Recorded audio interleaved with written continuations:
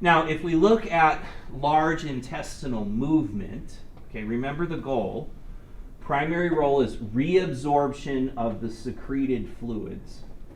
So in other words, we put a piece of bread in our mouths, right? To digest that bread, we have to add a bunch of fluid and electrolytes and all that, right? So we've put stuff in, like, yes, we got a piece of bread, but we added a lot to it. We want to pull all that stuff back out because that's hard to make, right? By the time we're done. That's what the large intestine is going to do, is pull back all of the secretions we put in to make digestion happen. Now this, the large intestine, is a very rough neighborhood. Okay, remember that what is in the colon is all stuff that in an entire tennis court's worth of surface area couldn't deal with, right? It couldn't digest it and it couldn't absorb it. So what's in the large intestine is stuff the body can't do anything with. So that makes it irritating and caustic.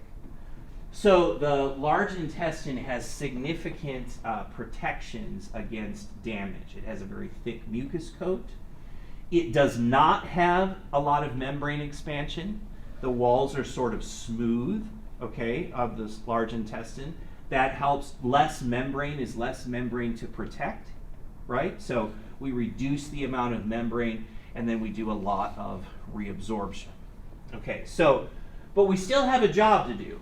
Reabsorption of fluid is going to happen at the surface, right, where the material in the large intestine touches the wall. That's where reabsorption is going to occur. So it means that the material that's in the center is not getting much stuff done to it. That's why we need to keep mixing it up. We need to keep the stuff in the center up against the wall too.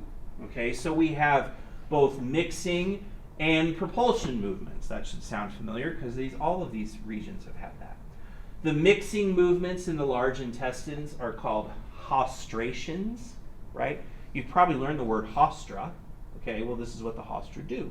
They wiggle around, right? Those are hostrations. They break and roll the material and help to put new material up against the wall all the time where motion can occur. Then we have in the large intestine what are called mass movements.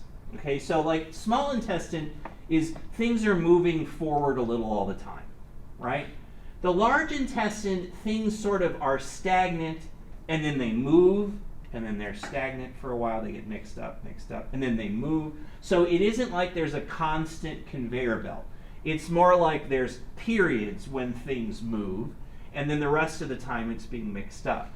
So those periods when things move are called mass movements. They're really potent peristaltic contractions, and they tend to shuttle material relatively quickly.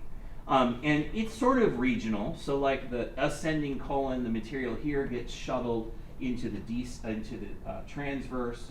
From the transverse, that gets shuttled into here. And you can see, I love these words as we go along here, how reabsorption is occurring. So we start with very fluid in the cecum, semi-fluid at the hepatic flexure, mush, I love that word right there in the textbook, right? Mush, semi-mush, so this is the material that's in here, semi-solid, and then mostly solid out the other end by the other time. All right, so these mass movements are taking a whole section and moving it to the next one. Oftentimes patients do experience these movements, right? In other words, they can feel things rumbling around in the large intestinal mass movements. They're not